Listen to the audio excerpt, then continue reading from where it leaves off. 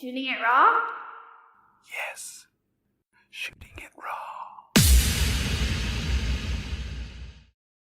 I actually had a very fantastic experience with a very close friend who is a world-class photographer who I was fortunate that to actually done a couple of projects with him.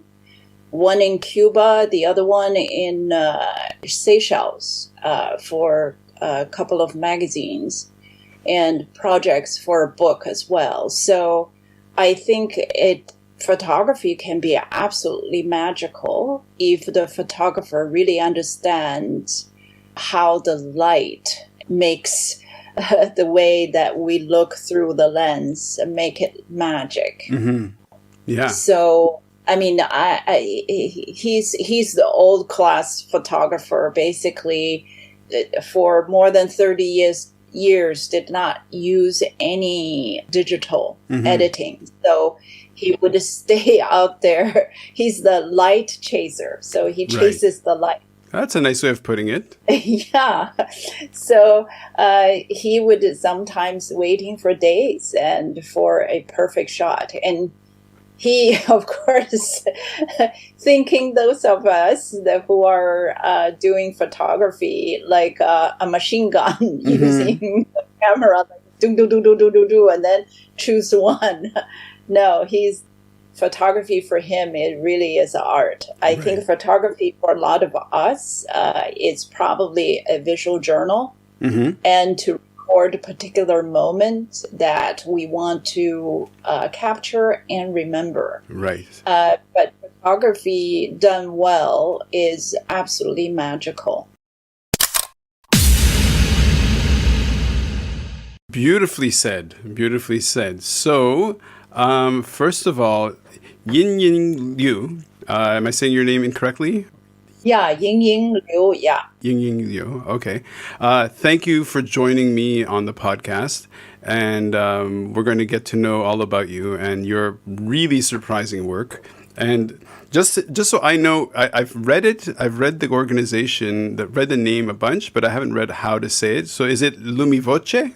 Absolutely correct. Yes, it's from Italian. Lumi to illuminate and voce to give it a voice. No problem. I talk to you now like this for a little while. It's just going to make me laugh. It's okay. Okay, no problem. Buongiorno. Hey, buongiorno. It's okay.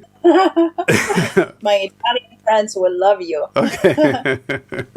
Bene, bene. Okay, so let's move on to the first photo, which is normally what I do is I describe the image. And just because it's a podcast, people have to kind of get some kind of anchor. And so in this case, if you don't mind, the one I've chosen was with there's a byline on the image, and it says, "We protect what we love," which I believe that quote comes from the diver. What's his name? "We protect what we love" is from... But I forget his name? No, actually, I think many people actually have the same feeling about this. This is just that myself, I was thinking. And then there's a few different artists also in its variation have the same sentiment. Sure. Louis Schwartzberg talked about, we will protect what we fall in love with. And Jane Goodall also talked about in similar lines. I think... and this is something that we have also, it's been our motto really at Lumivoce, because the entire organization is based on this whole idea. We protect what we love. And what we want to do is to inspire people to fall in love with wildlife. As you could see on this photo, is elephant mother with two little babies, and through this in the Havana, in the wooded area, and actually plains, and with beautiful light that shining through, and their trunks are, touching with one another, and it definitely shows incredible love. I agree so much. And so that's what we want to do at Lumivoce, because I think if we can somehow connect with people's heart, not just their mind, but their heart, and to connect with their emotions, then we can inspire people to fall in love with wildlife, with nature. Only if we can connect and fall in love and start to care, then we will protect. Mm-hmm. So really it's about we protect what we love. If you think about Ren, I mean, someone could potentially, hold their family beloved dog but shoot an elephant. So what's the difference between that family dog and that beautiful, majestic elephant? The only difference is that you have an emotional connection with that dog, right? Yeah. And that's what we're trying to do. So the image, yeah, just so I can also give a little bit more, you described it, and that was really very elegantly and eloquently said. So the image it's like either dawn or just before sundown, and it's an African elephant. So with the light, you can really see the wrinkle, the ridges, the texture. She's chewing on some they're in a very kind of dry savanna plain. The plants are clearly, I mean, must be close to the end of a dry season. And sure enough, as you say, there are these two younger elephants who are just gently kind of caressing each other with their trunks and playing. And they're probably like 1 or 2 years old, not even 1 year old, actually, probably about 5 or 6 months. And they're very young. Yeah, they're super young. And what I find really inspiring and touching about elephants is that once you learn about their biology and their lifespans, I mean, an elephant lifespan is like a human lifespan. So like a 2-year-old elephant is like a 2-year-old baby, toddler. Which is why when they do when they break elephants, then they take like 5-year-old elephants and essentially torture them. That's what makes it even more tragic. But yes, can you imagine? I mean, it's really, your heart is broken when you hear that people torn elephants, babies, basically between 2 to 5 years old, they're often torn away from their family. Mm-hmm. And then it's like, can you imagine our human babies that torn away from mother and then taken away, and how the family is, first of all, destroyed. Mm-hmm. Second of all, the baby don't know anything, and you treat them and torture them, make them doing awful things. Mm-hmm. Just because their body is big doesn't mean they're emotionally they're very, very similar to humans. Mm-hmm. They need the family care. In fact, the elephant families, generations, it's very matriarchal. They all stay together and they look after each other's children, aunts and sisters. And I mean, they really very complex family structure, just like human society. Mm-hmm. And they are very compassionate. When I was in Africa, Kenya, to visit, and you can see, I mean, whole herds of elephants, they really care about each other. So if the whole herd cross the street where there are vehicles, the older ones will first come to the middle of the road on mm-hmm. both sides, and they will basically block the traffic and then waiting for the younger ones to pass through first. Yeah. And they wait patiently until the young ones. And I've also seen them, the whole herd of elephants are ready, after they have drank the water in the water hole or river, they're ready to go. But there are a couple of very naughty little baby elephants, mm-hmm. and they just didn't want to go. They're not ready yet. So the whole herd basically wait there patiently. Yeah, I mean, I've been around young elephants and like infant elephants, and it's very moving and very touching, and it's very powerful. And so the logo for Lumivoce, and let's promote the website lumivoce.org. So it's lumivoce.org. Yeah. The logo is of an elephant. Is that a consistent logo? Yes, it's that is our logo with L and V. So Lumi, Lumi, and Voce, voce. So to illuminate with sound, with Wow. music. That's Okay, just...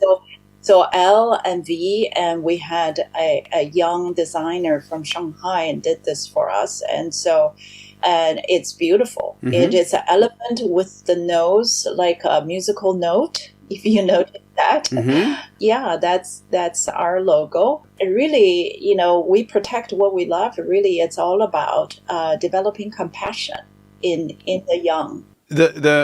Sorry, just when you said it, and then also thinking about how we met was through Andrea Ritchie, who I had on the podcast talking about Hong Kong Shark Foundation. Yes. So we protect what we love. As far as how I've learned it is through Jacques Cousteau, who is the French.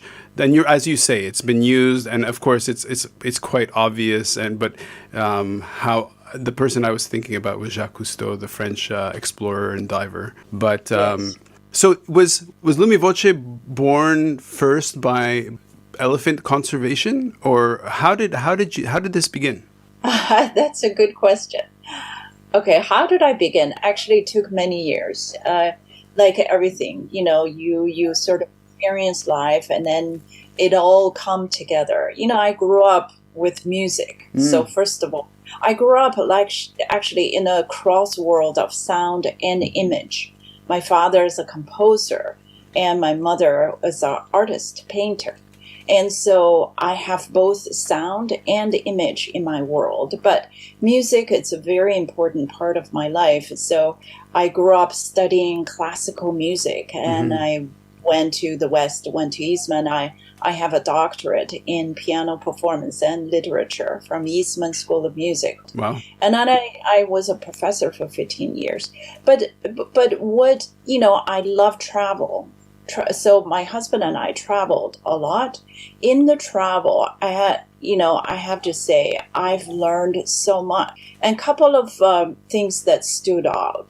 One is when we went to Mexico, we were able to go with National Geographic researchers in a small boat. Oh, wow. And we were able to hear the whales sing. So if I could just play a sound for you.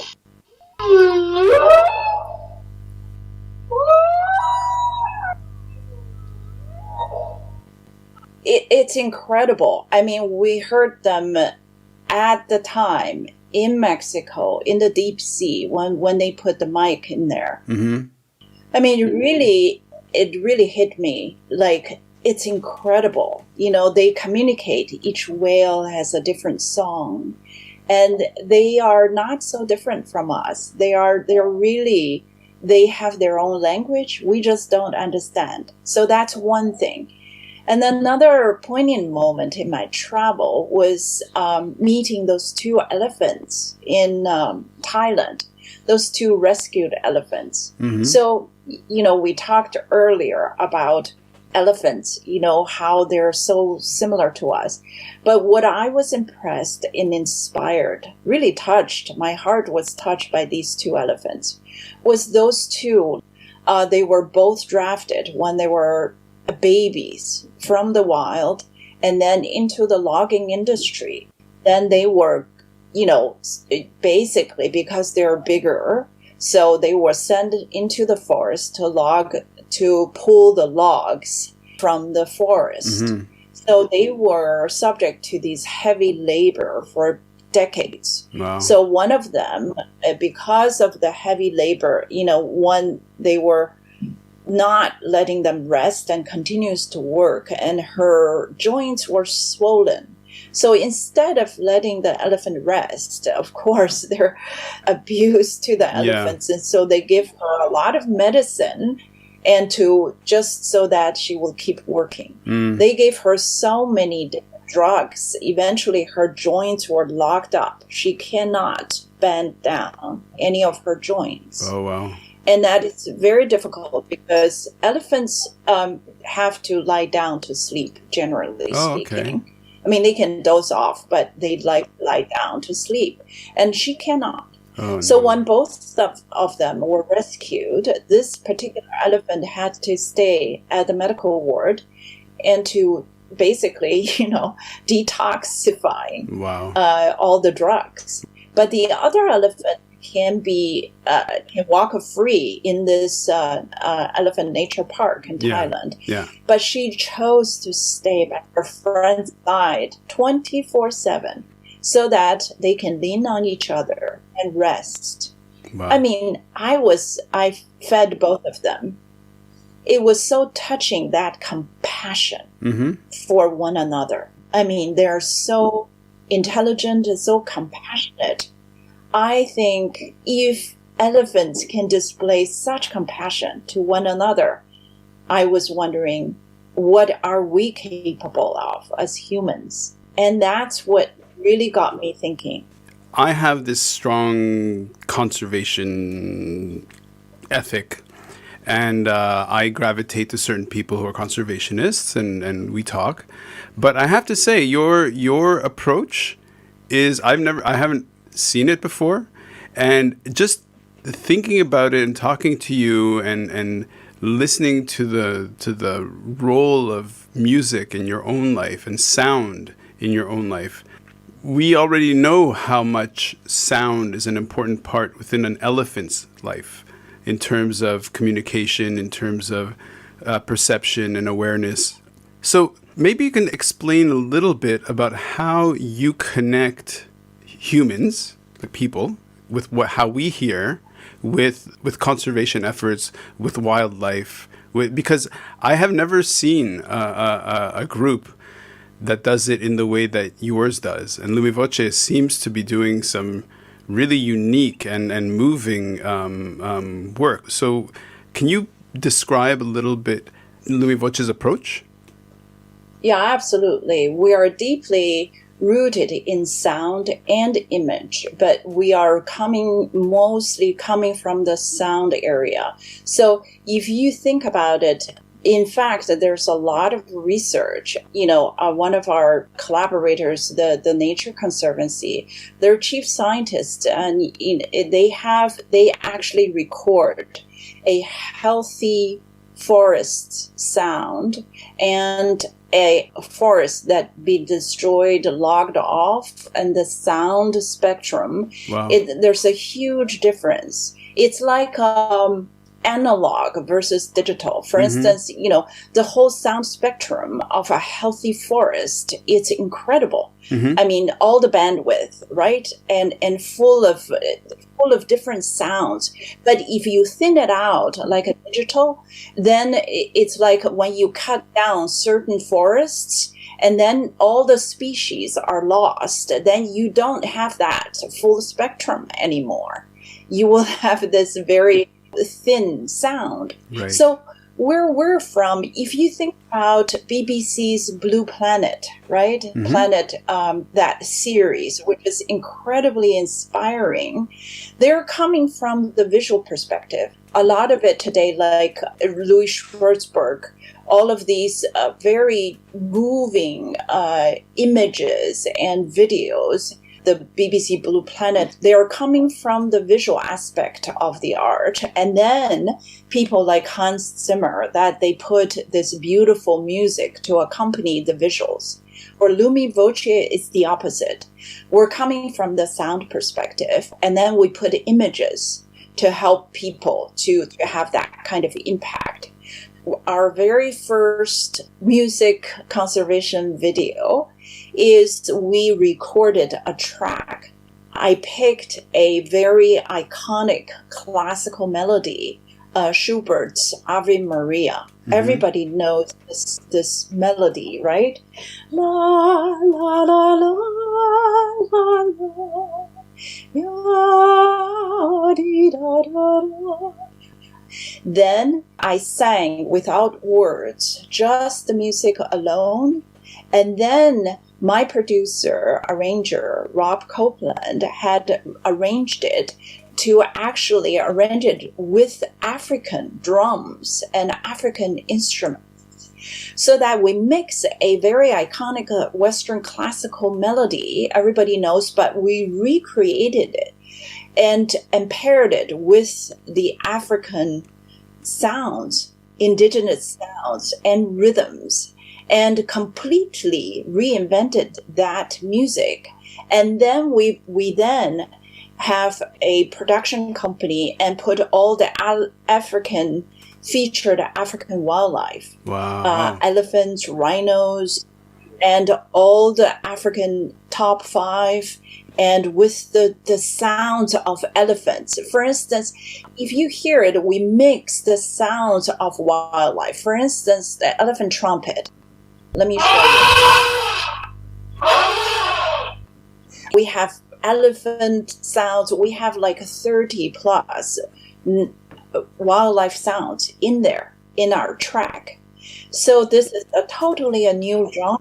Yeah. Well, I think what I'm going to do, I'll probably cut this out, but what I'll do is I'll fade into that, like a little bits of that track, if it's okay with you, and then probably move on to the next image, because I have a question I'm going to ask later. But let's move on to the next photo, because all right. Is that okay with you? Yes, absolutely.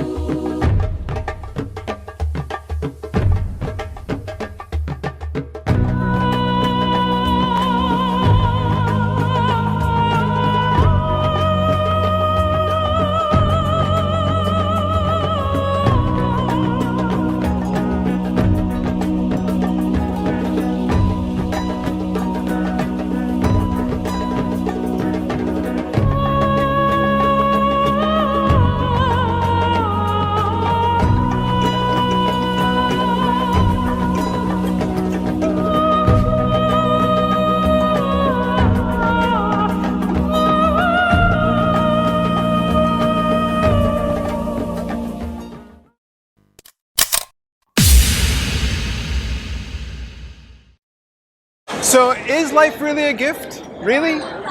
Can you make every second count? That's the whole point of the podcast. So if you like what you've seen and you're inspired, because that really is my mission, then please give it a like, subscribe, and share. Shooting it raw? Yes, shooting it